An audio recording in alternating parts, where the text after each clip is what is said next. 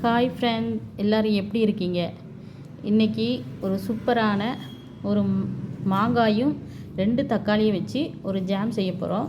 அது எப்படி செய்கிறதுன்னு காட்டுறேன்.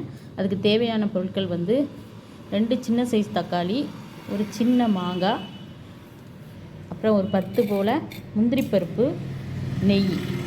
இதை எப்படி செய்கிறதுன்ட்டு நான் சொல்கிறேன். முதல்ல மாங்காயை தோல் நீக்கிட்டு அதில் ஸ்லேஸாக சீவி வெட்டி வச்சுக்கணும். ஸ்டவ்வை ஆன் பண்ணிவிட்டு, இது மாங்கான்னு வெட்டினா லைட்டாக பழுத்துருச்சு, அது ஒன்றும் பிரச்சனை இல்லை, எதுனாலும் போடலாம், இன்னும் நல்லாயிருக்கும். தக்காளியும் இப்படி சின்ன சின்னதாக வெட்டி ஒரு 1/4 டம்ளர் தண்ணி ஊற்றி வேக விடுங்க. இதில் லைட்டாக ஒரு பிஞ்சு மஞ்சத்தூள், ஒரு பிஞ்சு கல்லுப்பு, இதையும் போட்டு லைட்டாக கிளறி விட்டுட்டு வேக விடுங்க.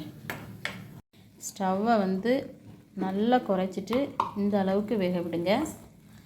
வெந்ததுக்கப்புறம் இதில் சர்க்கரை போட சொல்கிறதுக்கு மறந்துட்டேன். ஒரு 4 ஸ்பூன் சர்க்கரை போட்டுக்கிடுங்க. வேகும்போதே போட்டு விட்ருங்க.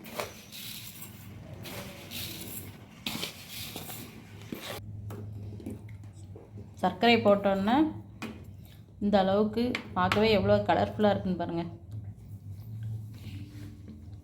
இந்த அளவுக்கு வரணும். இப்போ நெய்யை ஊற்றி தாளித்து ஊற்றிட வேண்டியதான். நெய்யை ஊற்றி முந்திரி பருப்பு தாளித்து கொஞ்சம் செவந்ததுக்கப்புறம் அப்படியே அந்த ஜாமில் கொட்டிடுங்க. இப்போ சூப்பரான சுவையான மாங்காவும் தக்காளியும் சேர்ந்த ஜாம் ரெடி. வாங்க சாப்பிடலாம்.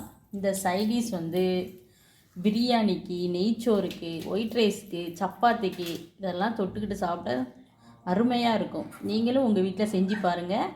இந்த வீடியோ பிடிச்சிருந்தால் லைக் பண்ணுங்கள், ஷேர் பண்ணுங்கள். ஓகே, பாய்.